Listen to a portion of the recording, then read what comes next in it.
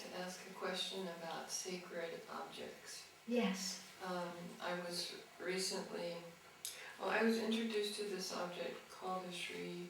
It's called what? Sri Chara, and it is like a stupa almost, but Small. yeah, well, it can be relatively small or maybe this big. Yes. And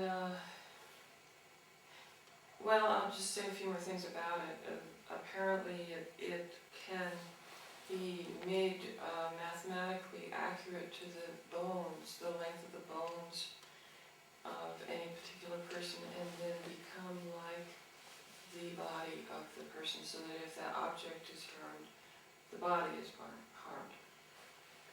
This particular one is what? Yikes!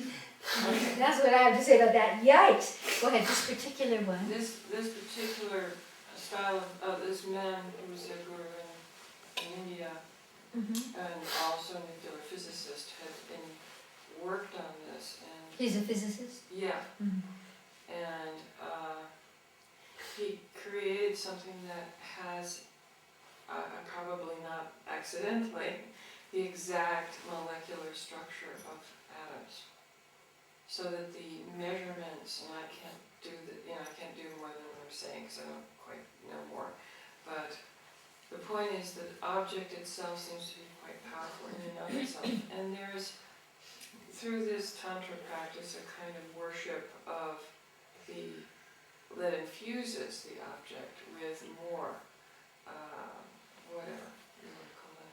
I just wondered what you thought of it, because I have a kind of reaction to getting involved in any kind of worship of objects, and yet I have to say that this particular object, and I touched it, and I put my head on it, and it flooded me for hours and hours afterwards. Well, I much prefer that story than if anything harms the object, it'll harm you. It'll harm the body that it represents. I don't like that story at all. And so we need to disregard that. We imbue our divinity into our own body. We imbue our own body with negativity. That's why we get diseases. We imbue objects, and have from the beginning of time, with powers. And so does the object, especially if it's made, whether it's made by a physicist or a carpenter, if it's made, it's going to be imbued with energies that person who made it is channeling through. Yeah. And so there's no end to the possibility of energies, and are giving permission to something like that. What I would say is, from the beginning of time, again, as I spoke of in the Evolution of God book, from the beginning of time, we've hungered for something that we could see, that we could smell, that we could taste, that we could relate to. And we still have that aspect in humans. We're becoming much more visible than we were 100 years ago right now. Look at what we do with computers and things that we do now that are visual. And I think that we could quicken our evolution if we begin to take those things inside. We know that in meditation, for example, if you close your eyes and you envision a beautiful green tree, your optic nerve will say you saw it. There's been plenty of tests on that. That's one of the reasons visualization is so powerful. But we haven't learned how to wield that yet. And I would love to see us be able to do that in the inner world, to visualize it in an inner way, so that we imbue it in here rather than outside of us. I feel that's the next step of our evolution. When we hold a thought, we hold an image, we hold a vibration. This is what can carry us forward, rather than leaning on something that is constricted. There are many vortices, there are many things on the planet that carry tremendous vibration. I saw a pyramid, a crystal pyramid, that came out of supposedly Atlantis and was tested at some of the universities here. And people would faint in front of it. but had a tremendous energy, and nobody made that, you know. But what if you took that in? For example, one of the things that my higher self always says is, and I'm writing a book, I'm kind of going back to base one here, it's called Potential Body.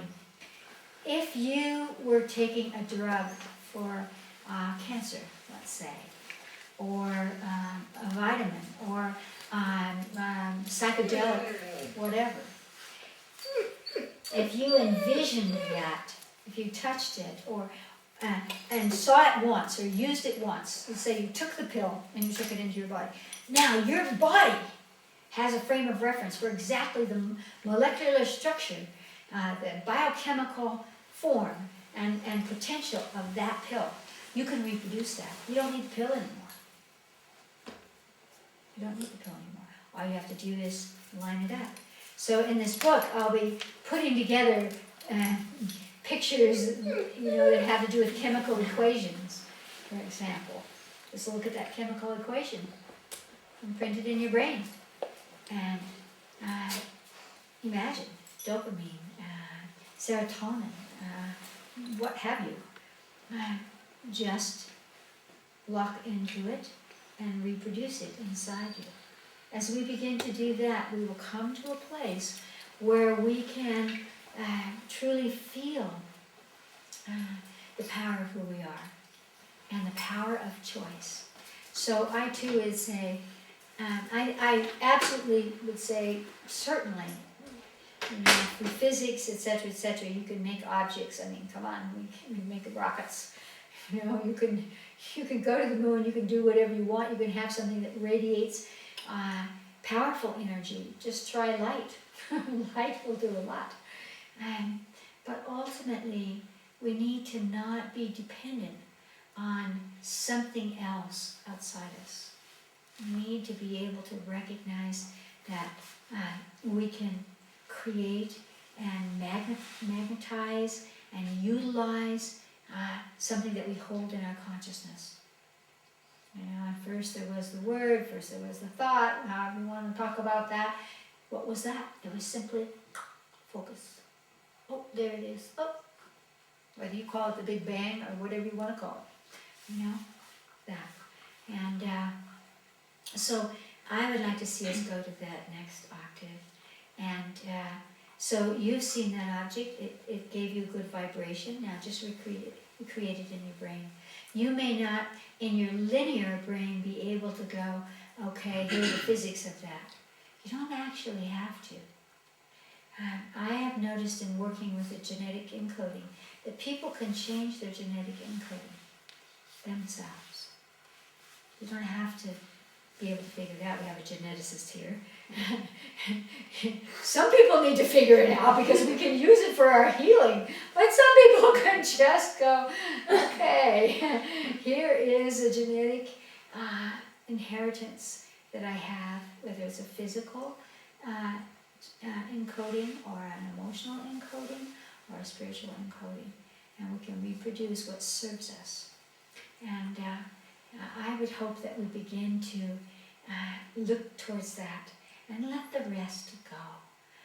If you have to have an altar, if you have to have it just so, if you have to do this, then you can't possibly recognize the energies inside you. They're all projected outside. So again, you see something that's sacred and then identify with it, take it inside. Just as we did at the beginning of our meditation. You have a higher self. You have the wisdom of your soul. It takes a form, takes a different form each time. When you bring it into your body will align to that. And it will begin to give you information that's related to the qualities. When I work with people in consultations and we ask the higher self to take form, whatever that form is, I will always say, so extend your consciousness to the form of your higher self and look at its qualities. Maybe it's powerful, maybe it's gentle, maybe it creates a certain frequency, maybe 1,000. There's no end to the qualities that a higher self could have. The moment that you pay attention to that, it begins to move inside you. And these are the things that change our lives. not really the things outside us. So, again, as I was saying earlier, you know, you could look at that camera and find sacredness in it. You can touch a microwave and feel vibration, but do you know what it means to you? That's the important thing about that. If you project onto an object, whether it's a dog or a pyramid or a structure, and you see it because you believe because someone told you or because you feel a vibration from it, then this is what is true. But that's not what's interesting. To me, what's true isn't what's interesting. What's interesting to me is, what shall you do with it? How shall you wield it?